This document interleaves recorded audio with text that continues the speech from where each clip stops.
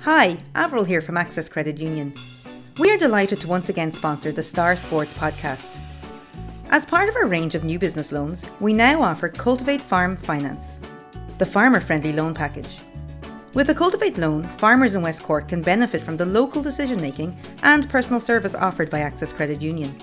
To find out more, go to accesscu.ie/cultivate, call me on 085 268 2727 or 028 21883, where a member of our team will be happy to help you with your inquiry. Close your eyes and pull like a dog. And a new Irish record for Phil Healy, 22.99.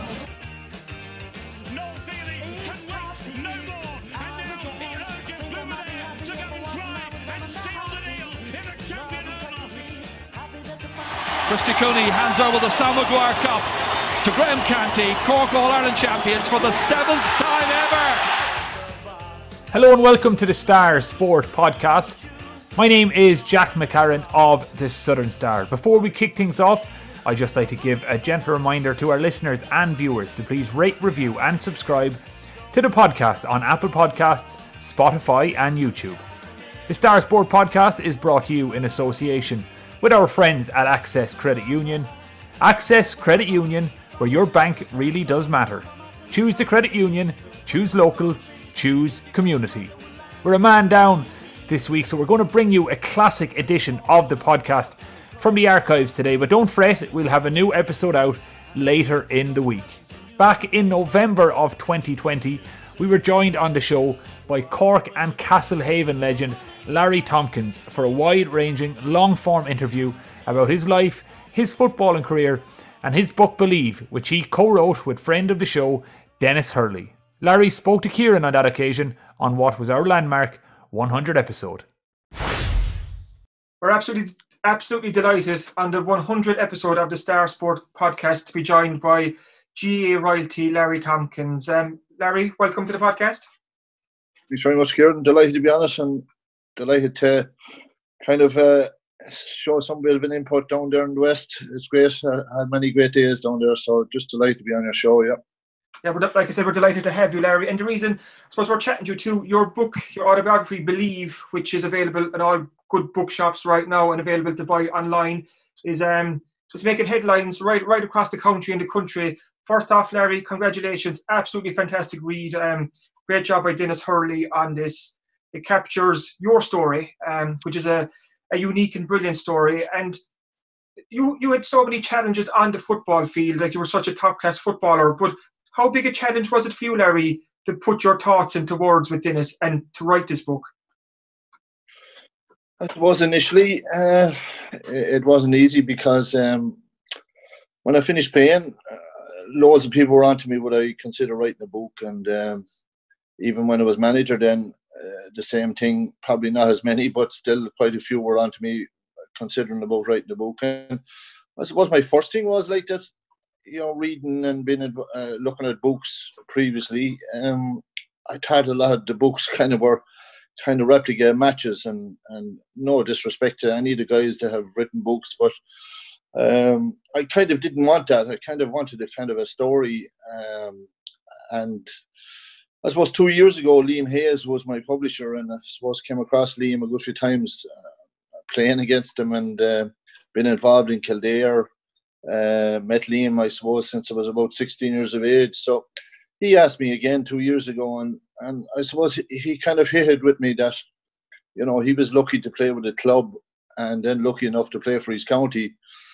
I suppose my journey was completely different. Like, I had two fantastic clubs, one in Kildare and one in West Cork, and then played with four different counties. Like, so I had a bit of a litany of journeys, and I suppose I wanted to kind of personalize it then in relation to my family. And my daughter went through an incredible procedure of a lot of operations, and you know, she was the brave heart to me really at the end of the story. And when I thought about it, I said, yeah, it would be nice maybe to kind of write it and put it together and hopefully it's an honest, and it's more of a story and a journey, and being involved in so many counties and the two great clubs that I mentioned.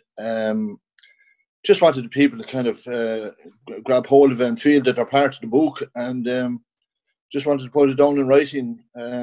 Never thought it would be such hard work. It was really harder than winning All Ireland, but fair play to Denis Hurley. Denis was incredible. He was an encyclopedia really into the matches. I didn't really have to kind of.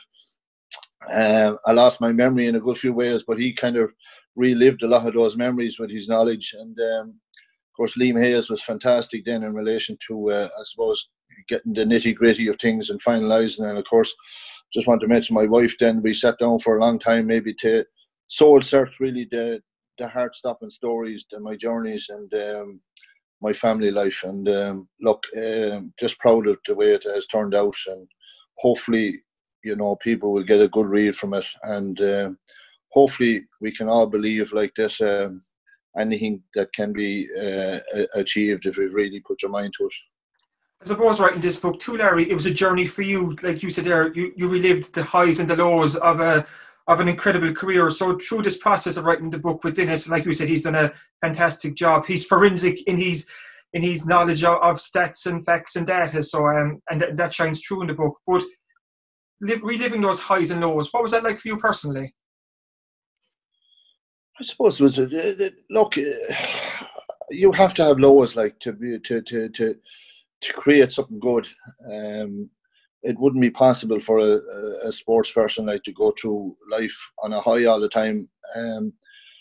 I think in order for you to be to get to hopefully to the top of your game, you need those lows. You need that kick in the backside.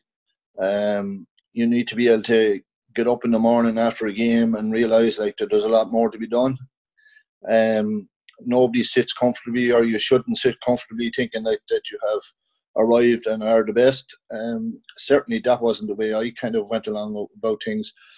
I would have, I suppose, entered a lot of these places that I've talked about initially, like between club and county, as a challenge, because I was new to the scene. Like naturally I grew up in Kildare, played with the club each town, from that to Kildare, then to try and prove myself, and then from there to New York and tried to prove myself again with Donegal, and from there then down to West Cork with Castlehaven to try and prove myself, and then got the opportunity to play with Cork. So like, everything was a challenge to me, and look, I said in the book, I think challenges are good. I think to kind of make up the kind of the person of what he is and what he's about. And I think the greatest challenges is like when you're faced with the losses, to be able to gather that momentum to keep going. And I've had a lot of major losses and a lot of massive disappointments that really probably has stood to me really at the end of the day. Did I enjoy going over them? Of course I did. Like, I love looking back, and it was great to kind of relive those memories. And I didn't realise it like that I would get that much satisfaction, like in relation to looking back and really kind of reliving every game, and reliving like every year and every moment, and kind of people that I met along the way, the journeys, and the fantastic people that have been a massive help to me. And I always kind of feel like that, the unsung heroes are the people like that kind of set the foundation for you, that are there from when you were a young age and driving you here, driving you there, always on your side, always willing to help out. Those are the kind of the forgotten people, but they're very close to my heart in relation to my career. And massive admiration for all those people that go out day in, day out, and put their time and their effort into all the juvenile clubs and all the people that are going out there and helping out in any way. I think it's just massive, and certainly they have been really the love of my life as regards growing up, and massive respect for all those. You talked there, Larry, about your challenges throughout your career and the journey you've taken, and I suppose the listeners of our podcast will be particularly interested in how a man from Rathmore outside Naas, who was playing for Donegal in New York, ended up then in Castlehaven, in this little pocket of West Cork, because you were swapping the noise and the concrete jungle of New York for the countryside of Castlehaven. We go through this again, how that whole move came about, because you were over playing football in New York and there was a couple of Castlehaven fellas in your ears telling you about this place back in Cork that could be worth checking out. Yeah, that was kind of it. But look, as you know, Kieran, you probably know better than most, like in relation to West Cork, the love of the football down there, the fanaticism, like that's particularly Castlehaven, like they're just fanatical, like, and I suppose whether you play it or you don't from there, whether you're a supporter or you're a player, whatever, everybody talks the same language, everybody talks to one subject, everybody goes to mass, comes out of it to talk about the match, everybody goes to the match. So look, this was where, this was kind of heaven for me, because like I was fanatical, like in relation to try to get the best out of myself. So look, it was a chance. It was, I always say in life, you walk around the corner and your life could change, and that's kind of the way it happened for me. It was, I went to New York playing. I was absolutely lovely in New York. I was a carpenter by trade. I had loads of opportunities, loads of work, earning good money. This is where I seen my life really for a long time to be, and playing with a great team at Donegal. We had a fantastic crop of players, like they were from all corners of Ireland, really. I suppose the biggest representation was from Cork, and 4 of those guys were from Castlehaven. Like we had the 2 Collinses, Anthony Collins and Vincey Collins, and you had Martin O'Mahony, who was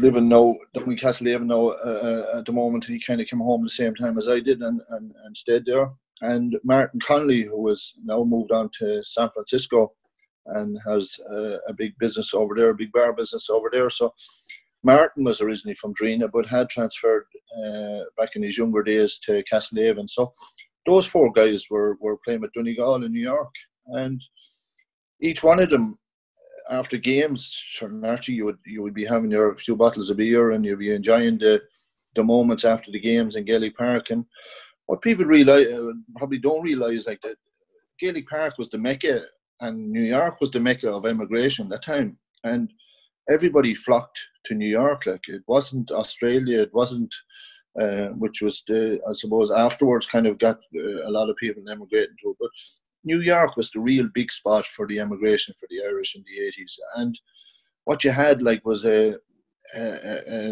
crowd of 8,000 to 10,000 people nearly every Sunday turning up to Gaelic Park.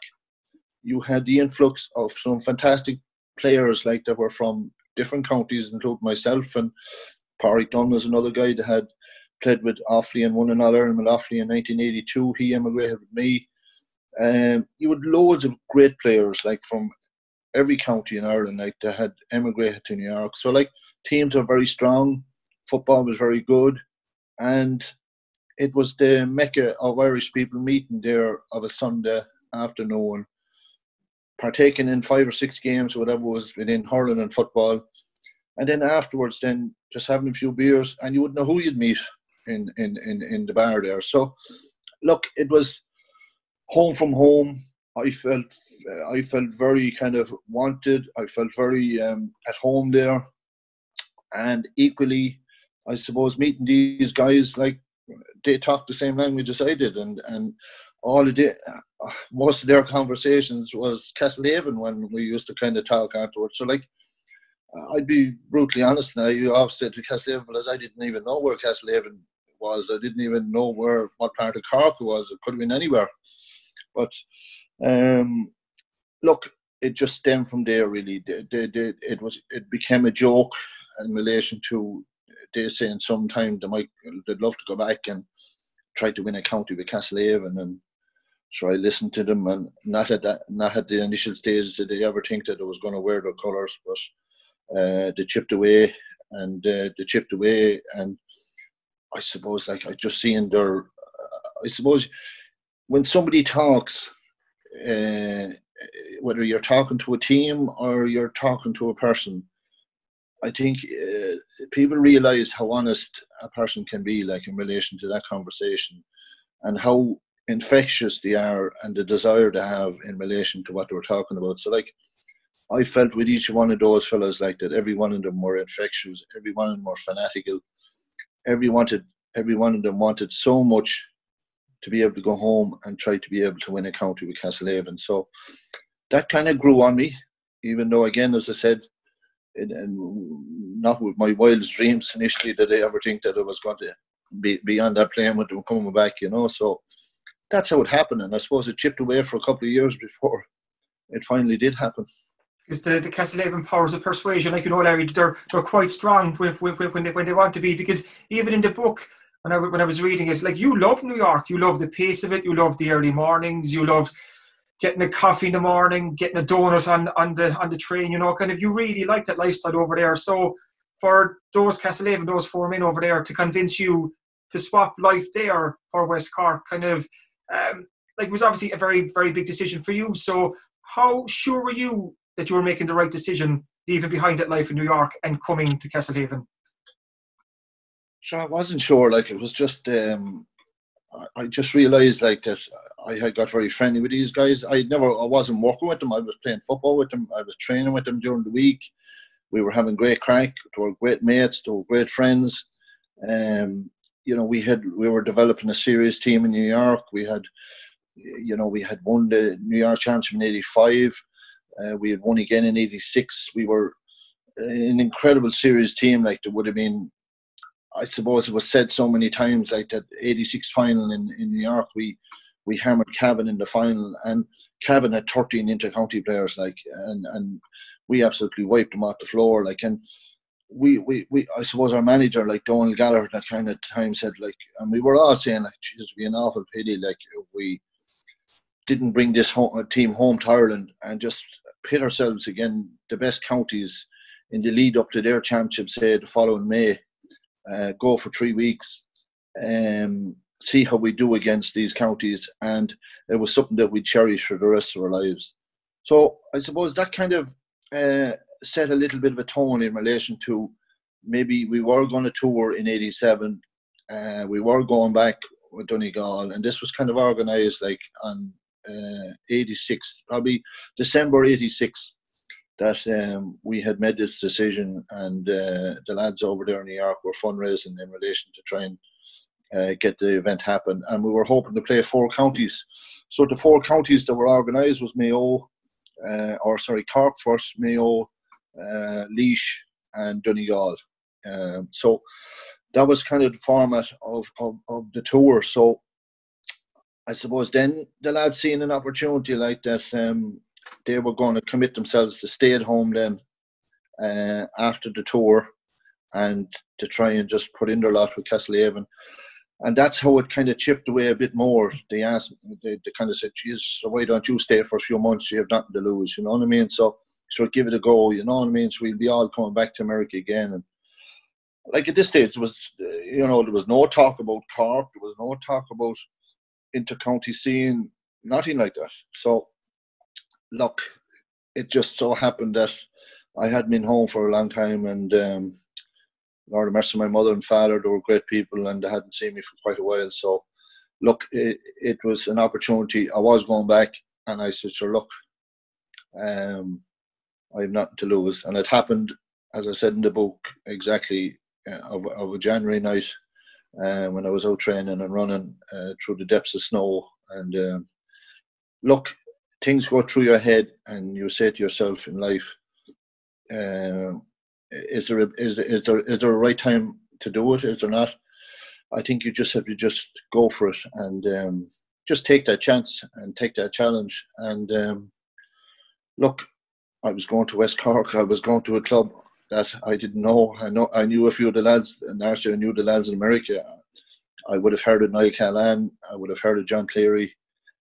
Mike Maguire had been out a few times to New York. So look, I was going there as an unknown, really, and but I knew, like, that if there were anything like the lads that had been talking to in New York, them 4 lads, well, then it would have been an easy place to fit into. So I just decided on that January night that I'd give it a go.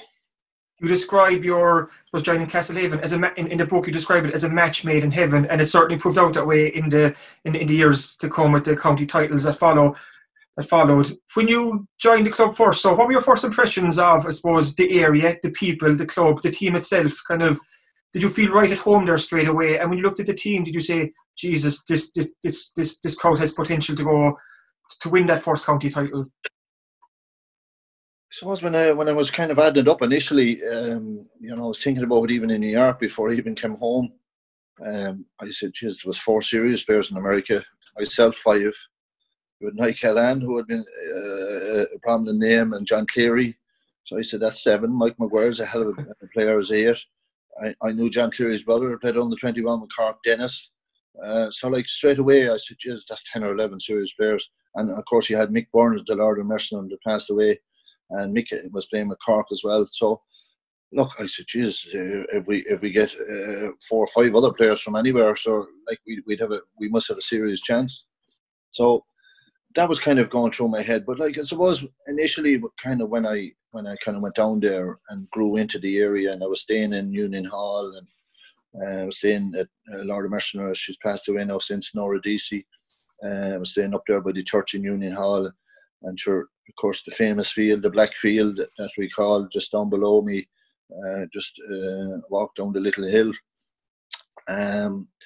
And of course, the Collins brothers, they were a massive help to me all the time. And I suppose Christy, me being a carpenter, I got to know Christy probably better than anybody then, because I became working then with Christy, and it was a far cry from working in Manhattan, Kieran, that I ended up working initially in Sherkin Island. So where I think there was only something like that time. I think there was only something like there was hardly 20 people living over on the island, I'd say, that time, and we were building a house for a priest over there. So well, I knew straight away anyway that I'd have the blessings anyway of the area when I was building a house for the priest.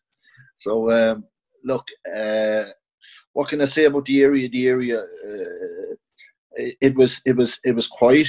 Union Hall was quiet, and initially, as I said in my book, what a lot of people don't realise is that my transfer hadn't gone through. I wasn't able to play with Castlehaven.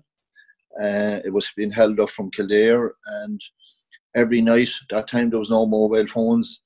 That time, every night, I used to walk down that little hill and walk down into the village, and there was a telephone box there in the middle of the village, and I used to ring my mother every night, and I'd say to my mother, I said, I'm getting out of here. Geez, this place is dead, like, you know what I mean, dead as regards what I was used to in no disrespect for the area, because I love it, but just felt like that I couldn't play games. I was training, but I felt like that maybe my transfer was never going to get through, and every day and every night and every weekend I was heading back to America, like, and every phone call every evening to my mother was, I'm going back to America. And then whether it was Francis Collins or Christy Collins would say, oh, hold on, it'll be sorted in a couple of days. Frank Murphy's on the case. And that's how it kind of lingered on for a good few weeks. And it was, to say the least, I had my bags packed so many times to head for Shannon Airport and go. But I think it was just the lads been just there, and just I suppose the respect. I would never. I don't think I'd ever let anyone down if I felt I was going to be committed to them, and I held on for them because I didn't want to let them down, because they were the people that I was very close to, them 4 lads, and I just wanted to kind of see it out. And but lots of great families in Union Hall that made me very special, like the Cahillans, the Clearys, you know, Nora Maguire. The Maguires, like Nora Maguire, became a great, I suppose, like my second mother, really. She was the kind of when everything else is happening around the place, here you are, like as a lonely child in Castlehaven, not really knowing that many people, but I got great comfort in relation to going down to Castledowns, and I just kind of sitting down with her and having just ordinary chats like that I would have with my mother, and she was a fantastic person, and you know, I can't talk enough about the Castlehaven players. That were just they were each and every one of them was incredibly helpful, and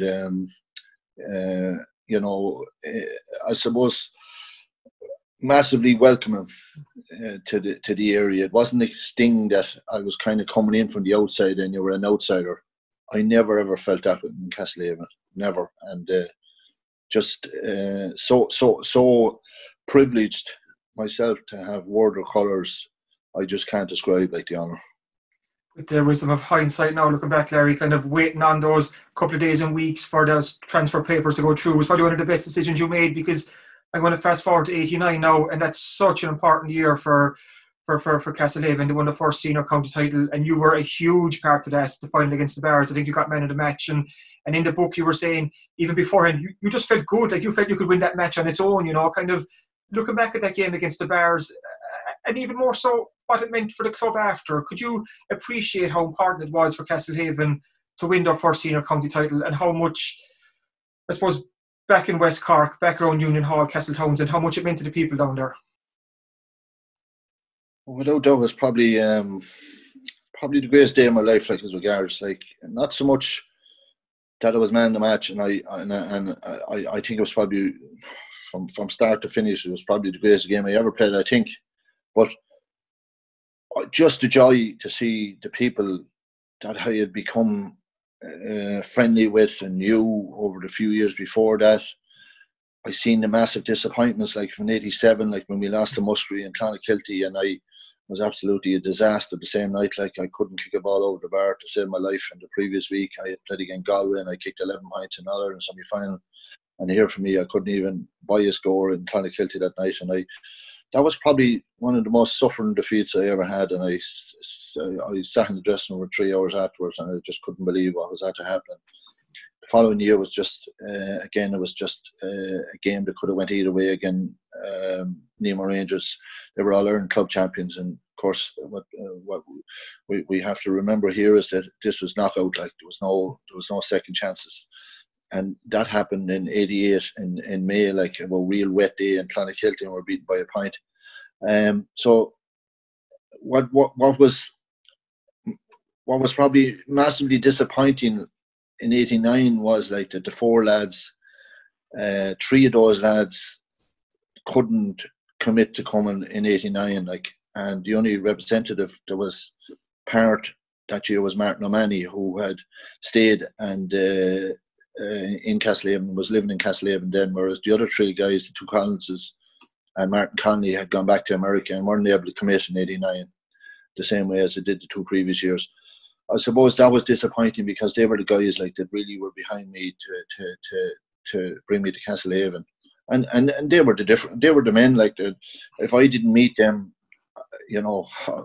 I still think I would be still in New York. You know what I mean? And but look, it was an incredible day. It was just, I just felt like the day before.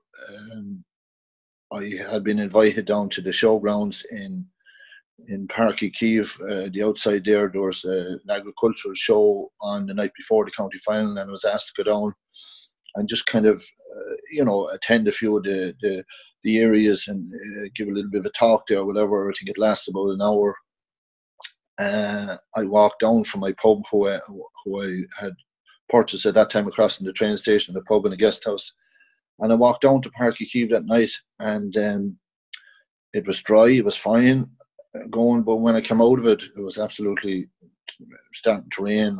And of course, the stadium was just there, and I just walked around. I don't know what brought me around that way to the stadium, but look, fate is fate, and you look for everything. And I would be a massive believer in fate. Like, I just think that if you don't have fate, you don't have anything. And I just walked around by the stadium, and the rain became harder, and it was absolutely torrential rain, and I just kneeled down. People think in order, I think when you're a bit mad, I think it helps to go places. But I just knelt down there and I just prayed to the Almighty God that it would give me the strength to have the game of my life tomorrow. It was something that I was there, I was in a county final, and I had committed to come home and to try and win a county with these lads. And amazingly, I was captain. And it was just one of those moments when I walked back to the pub and I didn't even feel the rain belting off me. I had a cold shower, whatever it was. And I just remember the next day just saying to Nike Callahan, I just felt I could beat these guys on my own. I just felt that good. And look, it was just one of those days that, look, we were given no chance. The Bars had an incredible team. And but I just felt it was one that we weren't going to lose. And final whistle went. It was just like this. No, certain things in life can't buy those moments, like.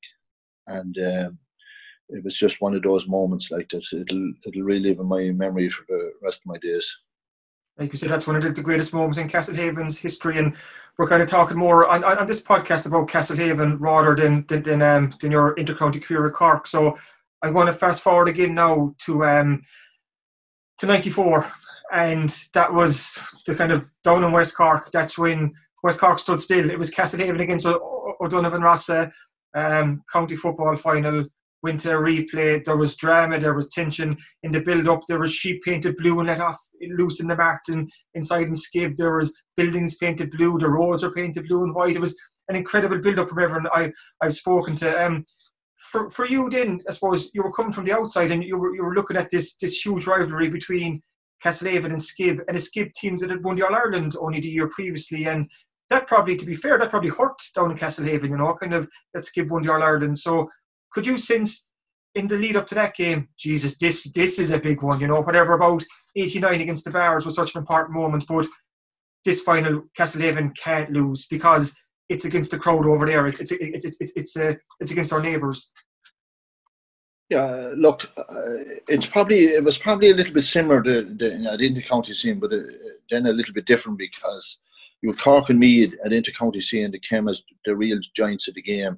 Here you had Odonovan and Rossa, who were a hell of a team that had won an All-Ireland in '92, and Castlehaven, who had probably set the seeds maybe for a lot of teams in West Cork that anything could be achieved. And in fairness to a lot of West Cork teams, after Castlehaven won in '89, they really just took off.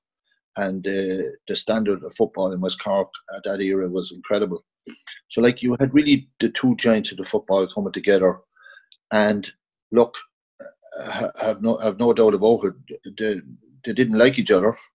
There was rightly what you said, like nights or weeks before that county final, there was the lines of the road were painted one night red and white, and the next night they were changed to blue and white.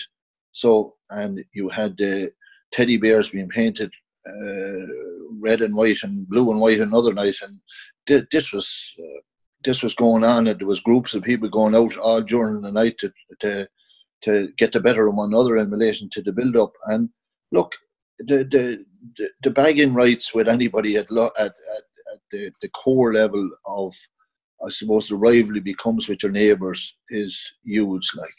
And this naturally will live in the memory forever, like, in relation to a county final. You had the crowds that attended it, the players that were involved in it, the fantastic players like that Skibbereen had, like Lord Emerson, Mick McCarthy. You had the Driscolls, you had Ian Breen, the Davises. Like, you had incredible level of footballers, like, in relation to Odonovan and Rossa, and equally with Castlehaven. Like, you had guys like that from both sides, like that had contributed so much to the inter-county scenes, and with Cork at whether it was minor under 21 and at senior level. And a lot of these guys had went to school together through Skibbereen and stuff. So naturally there was a lot at stake. And I suppose what summed it up for me was like that. Naturally, I knew the pressure was going to be high. But I remember going down to Norman Maguire, was the week before the county final, the first day, and just to kind of have my brief chat or whatever. And I think it was before a training session, and I was asking how she was and stuff. And before I left about the door that night to go training, she just said something to me, just spontaneously. She said, "Larry, do you know I will have to go to shop in Clonakilty if we don't win this match on Sunday?" So no pressure. I think that summed it up. I think that summed it all up. And look, that wasn't just a comment. That was something that was meant, because she would have to go to Clonakilty to shop, because she wouldn't be able to face the Gwynta Skibbereen if we didn't win that match. So, look, that was just the rivalry, the tension that was there for both teams to try and succeed. And look, it was a massive occasion. Naturally, when a team loses, you know, the occasion actually doesn't seem the same because you want to win. But I think both teams contributed enormously to it, and probably one of the dream finals. And I went to a replay, of course. It was one of the dream finals that people will talk about for a long, long time. And it comes through in the book as well, Larry, that you were a man kind of who put his body on the line, and in that saga against Skibbereen, kind of in the first game, I think your shoulder, your AC joint, you damaged it, and after the drawing game, I think you were told it'd be 3 months you'll be out, and you were like, Jesus, the replay's in 2 weeks, just piece me back together. Kind of looking into the replay, then kind of, I know Dr. Conaghan gave you an injection beforehand just to help you through. Kind of how mobile were you? How fit were you? Like, would you have passed the fitness test nowadays? Actually, look, I was even a lunatic to even have tried to play. Like, but look, we came out of the first game, I suppose, battered and bruised. I think probably Odonovan and Ross's game were kind of celebrating the fact like that they had seen myself and John Cleary getting into an ambulance outside the door in Páirc Uí Chaoimh after the game, heading for the hospital. So things weren't. John was in serious trouble. John was after tearing his groin badly, so he was in a kind of a no-win situation up at the hospital. And I suppose I was in a no-win situation either when somebody told me, one of the doctors told me that no real contact for 6 months. So that wasn't something that I wanted to hear. I had kind of severed my AC joint, and I was in a lot of distress and a lot of pain. But look, he put me into a sling, and I remember both of us heading down, being picked up by one of the lads at the hospital and headed back down to my pub where the other lads was, crossing the train station. And I suppose drowning our sorrows in a way, like, and a lot of probably downbeat, even though we had a replay to look forward to. I suppose we were certainly weren't upbeat with the fact like that I was almost certainly out and John was almost certainly out. So that was kind of what we were facing, and the replay was in 2 weeks' time. So there wasn't a lot of light that night in relation to what was going to happen in the replay. So I think there was a bit of doom and gloom, but I think in fairness to the Haven, the way they are, I think things picked up during the week and at training sessions. Now, I didn't attend any of those training sessions because I was under extensive treatment 3 times a day from Noel O'Connor, an osteopath out in Bishopstown. So a lot of those training sessions I didn't attend. I don't think I attended. I went down once, I think, on the weekend before the second replay. But apart from that, I was in heavy treatment every day, as I said, and just to try and, I suppose I always felt I could make it in my head, but it didn't. My shoulder didn't feel that way. It was fairly bad, yeah. So, but look, we got to Friday before the game, and I remember going down to Páirc Uí Chaoimh with Francis Collins to try and see could I even hold the weight of the ball. And I remember coming out of Páirc Uí Chaoimh after just being there, I say, for half an hour. I was down. I couldn't hold the weight of the ball really. It was very, I suppose, very severe pain. And I rang Christy Collins at night, who was Christy and Jim Nolan were the managers, and I told him like that I wasn't available to play. I couldn't move my arm, and Francis Collins had kind of given him the same kind of an answer to Christy as well, like that there was no way I'd be able to play. So what happened from Friday night till Sunday, it was I suppose I got no treatment on Saturday, and I probably left the shoulder to be able to kind of settle down a bit. And I had taken a trip out to Dr. Khan on the Saturday, and I asked him, was there anything he could do to get me on the field? So he said he'd see me in Blackrock on the Sunday morning. And amazing, I don't know whether it's just I suppose the momentum or the tension and the excitement and the thrill of getting out there and playing.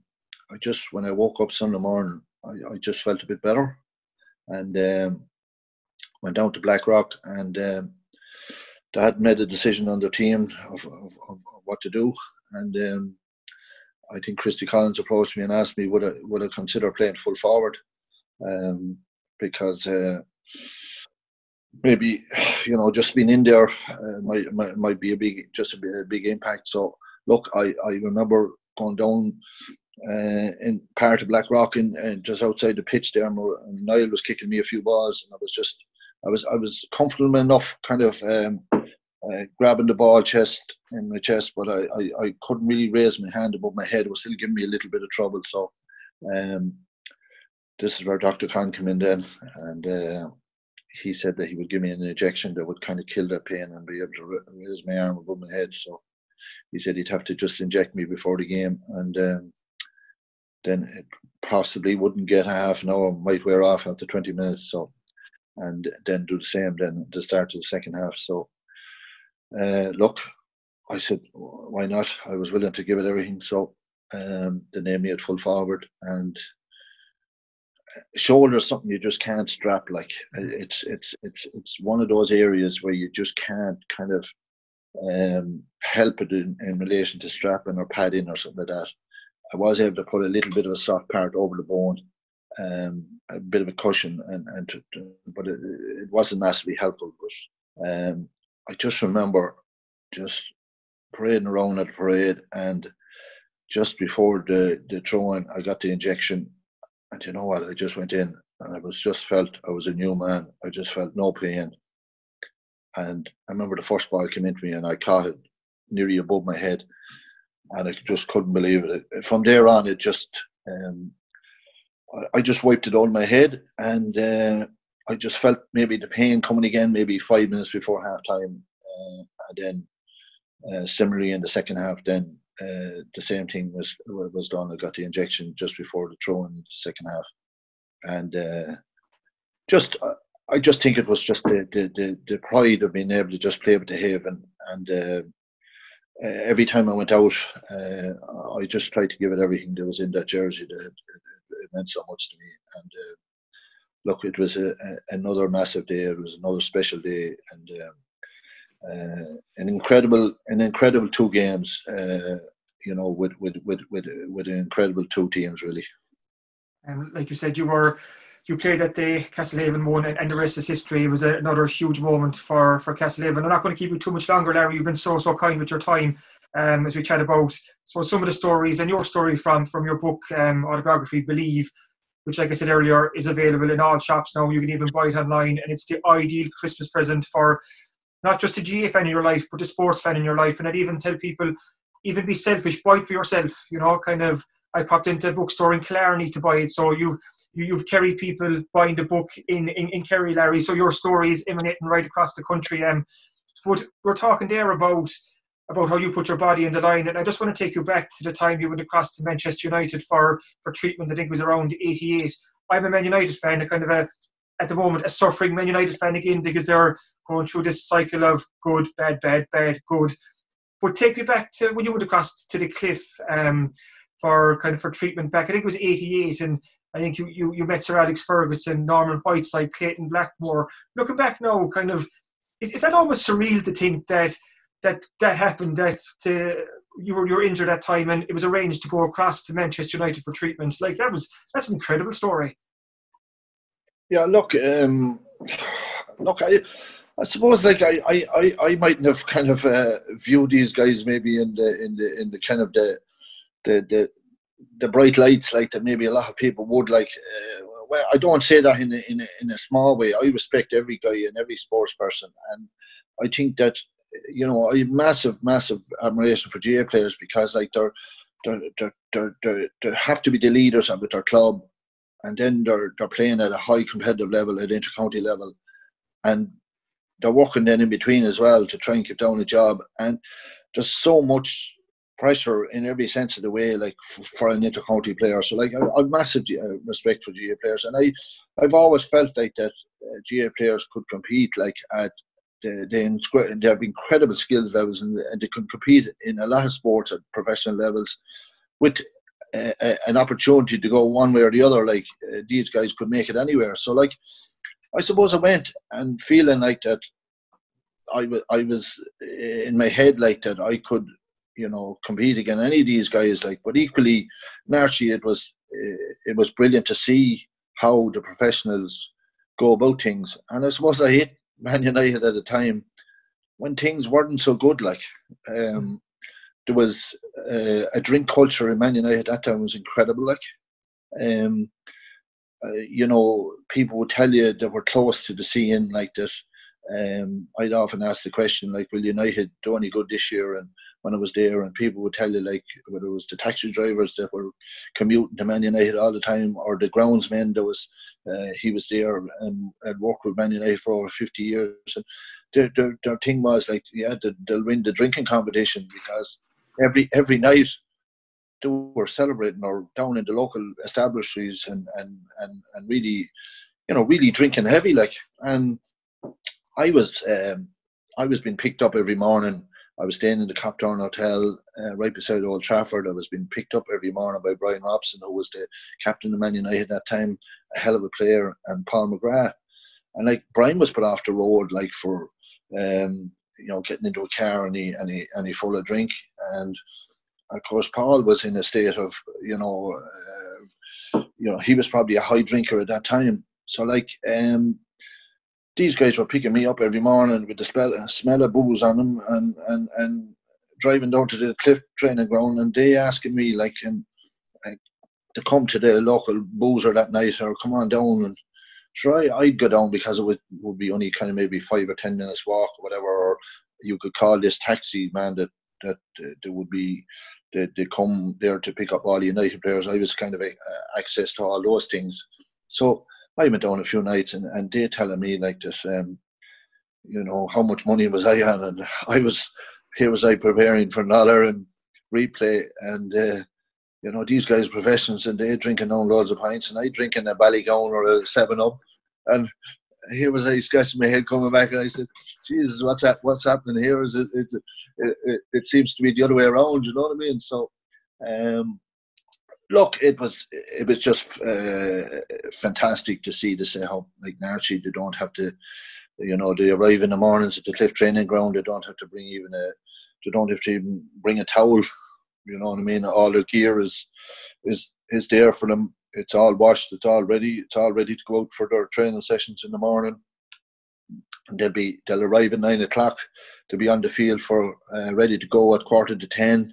They'll train for maybe it could be an hour and a half, all depending on if it's a Tuesday, they might train a little bit longer, do different things. They might be there till 12 o'clock.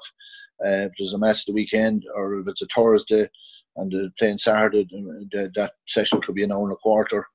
And then they come in like naturally. They have their big baths and pools and whirlpools and down in the lower end of the dressing rooms. And then they head up to the third floor and the Cliff training to have all their lunches there for them. So like, it was nice to see the way how everything is kind of done for the professionals. Yeah, it was they had really everything that they wanted really, and everything was looked after for them. And but I just couldn't get over, like, I suppose I suppose I was looking ahead in the sense that here, if I was a professional getting paid, like, and my manner of commitment, I felt like that with United at the time certainly wouldn't have been up to spec, like, and I think it was something that Ferguson was at a knife point really to get right. And I think he sorted out a lot of them fellas over the next 12 months. So, look, I met Ferguson, a great chat with him, and there was a physio there that time, a Scottish guy, Jim McGregor. Jim looked after me fantastic, and had the opportunity of being in the at a game in the dugout, and also trained a few times in Old Trafford, and went through my fitness test then before I came back to make sure that it was okay to play, that McGregor signed the dotted line that it was 100% to be able to play on the replay. Like you mentioned there, you met Sir Alex Ferguson before he was Sir Alex. He was a manager under pressure back then in the late 80s. He'd just come down from Aberdeen and things weren't going well, obviously, until the 90s. But what was it like meeting him? You said you had a conversation there. Could you sense, Jesus, there's something about this fella, like he can do something here? Could you, even from meeting him that once or having that conversation with him, that first conversation, could you sense something about him, Larry? Well, I think that he was, I think the most important thing was that he was, he seemed very passionate. He seemed very much kind of to get into a player's head, I think that's why he kind of, usually he might just come in and kind of briefly meet you for a minute and go, but he just kind of wanted to get to know me, even as a person, and I think that was his big thing. I think he really kind of was able to kind of get players to open up and to see where they're really committed to what he wanted. And I think that was his hallmark of success, really. And equally, his, I suppose, his manner of wanting you. He left no one question to me that day. Look, he said, "You're here now." He said, "You're a Manchester United player." He said, "Anything that man there was actually Norman Whiteside was beside me." He said, "Anything that Norman Whiteside will get, Larry Tompkins will get." So, everything is here for you. If you want anything, it's here. Taxis out of here, picked up in the mornings, your food here. Jim will go through all the treatment in relation to what you need to do. And he said, have no hesitation in relation to any games or anything you want to go to. You're a Manchester United player. And that's how he kind of came across to me. Straight away, he made you as welcome as one of his, whether it was Brian Robson he was talking to. It was just the same thing. And, I just felt him so warm in relation to that. That straight away, he was just a guy that was really on your side. And that coming away from there, you'd say, Jesus, yeah, I'd do anything for that guy. So that's why I think if there was one thing I picked up, I think that players would certainly would want to do anything for him. But at the time, I think, and you're right, Kieran, Man United had a lot of players that probably weren't rowing into that. You had Lee Sharp, you had Clayton Blackmore.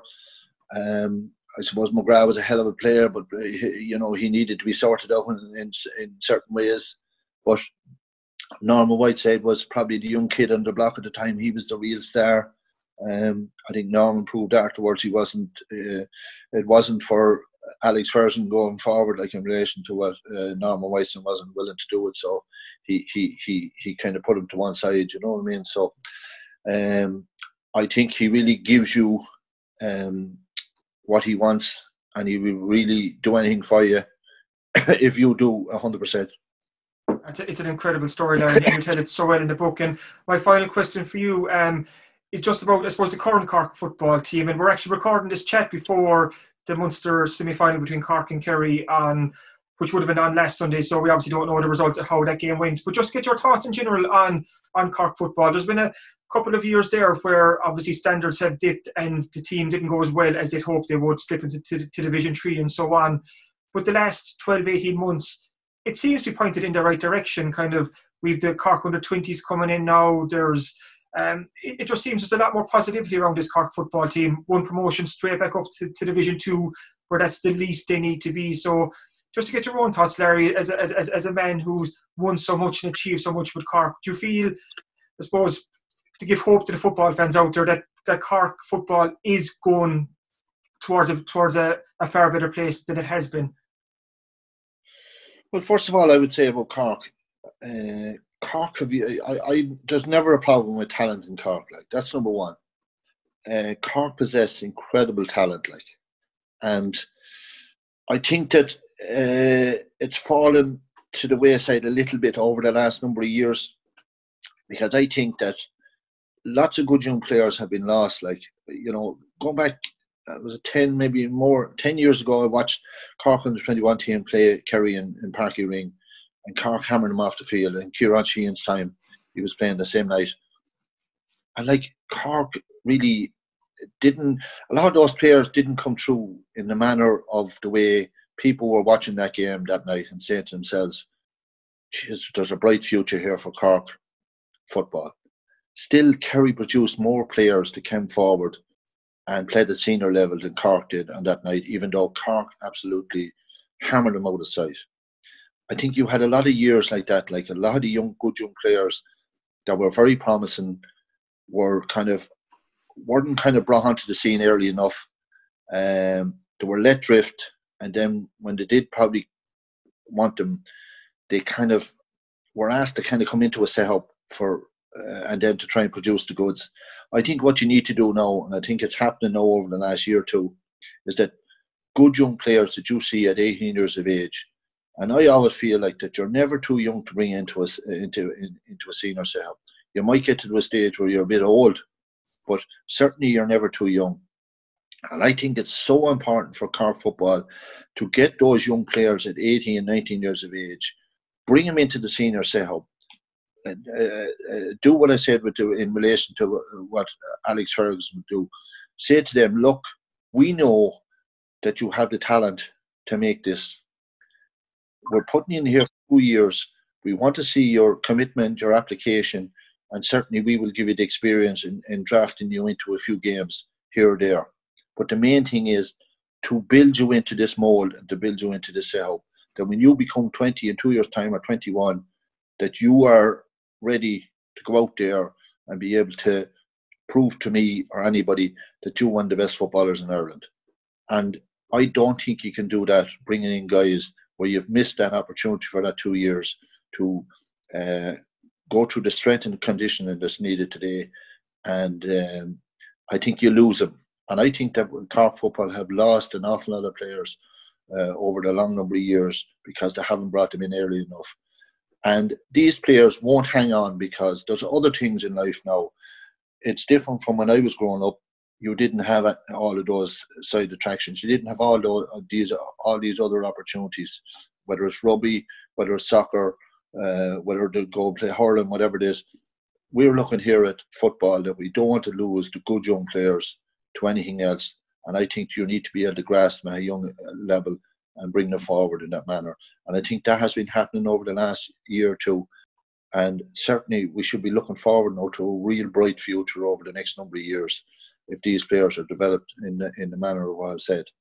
And it was encouraging last year to see them go through, get to the Super 8s, have a hell of a game again, Kerry in the Munster final, and then advance then to the Super 8s and be able to compete then again, the likes of Dublin, the likes of Tyrone, who I felt like that Cork had to beaten at Tyrone on that night, on that evening, and they let it slip. But I do think there was a very encouraging signs there moving forward. I think Cork are going in the right direction, and hopefully we can get players that really are committed and want to wear that jersey with pride and distinction and honour and everything that everybody out there would die to do. Like, my last day I wore the county jersey was 98. I was manager, and do you know what?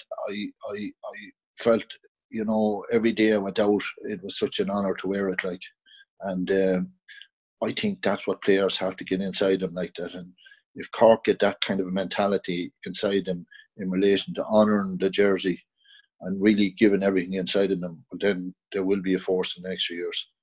Brilliant. That's a fantastic place to finish with, Larry. Again, thank you so much. You've been so kind with your time this morning. We're obviously chatting about your book, Believe, the Larry Tompkins autobiography, and we've just tip of the iceberg stuff we touched on in this chat, Larry. There's so much more in this book, and like I've said a couple of times, it's well worth getting your hands on for all our listeners pick it up for yourself, pick it up for a present. It's a brilliant, brilliant read. And you come away, I suppose, knowing a lot more about Larry Tompkins, the footballer, but almost more importantly, a lot more about Larry Tompkins, the man. And I think that shines through in the book. So congratulations on a superb book, Larry, and the very, very best of luck with it. And thank you for joining us. No bother, Kieran. I just want to thank all your listeners there, and thank yourself for giving me the time. I've always a very soft spot for West Cork. I think it's a massive place, massive teams, and massive people that I've met over the years. And look, if you're in soul search of the book, it's all over West Cork. I have in Castletownshend with Back Maguire there in the shop there, and also a link there is JC Daly and Drina as well in the post office. He is a culmination of places where the book can be got. So look, thanks for your time, Kieran. It's been a pleasure, and I owe so much to Castlehaven and to West Cork, and look, it's really made my career, and I just want to thank everybody down there that supported me over a long number of years. Brilliant. Thank you, Larry. Over. Thanks. Delighted to be joined by Avril Condell of Access Credit Union, who's here to tell us a little bit about Cultivate Farm Finance. So Avril, maybe just give us a brief introduction to what Cultivate Farm Finance actually is. So Cultivate is a collaboration of 40 credit unions throughout Ireland. West Cork has both Access Credit Union and Bantry Credit Union. The loan itself is up to 75,000 unsecured for 7 years is the max term, but obviously can be personalised and customised to each individual's needs. It's a great facility actually for farmers because it covers cash flow, machinery purchases, like there's a fertiliser crisis now, as we know. So literally anything that is required for the farm can be covered by this loan. The rate is very competitive. We can match the repayment term and the repayment frequency to each individual farmer depending on their enterprise. And you also have the benefit of the life cover that comes with the credit union loan, which I think is very important for people these days at no extra cost. And if I'm a farmer and I'm listening to you on this podcast today, how can I get involved? So if you're not sure of which credit union you're involved with, you can go to Cultivate Credit Union directly, which is www.cultivate-cu.ie, or you can phone 1800 839 999. And if Access is your credit union, you can contact me directly. So it's avril@accesscu.ie, or you can ring me on 085 268 2727.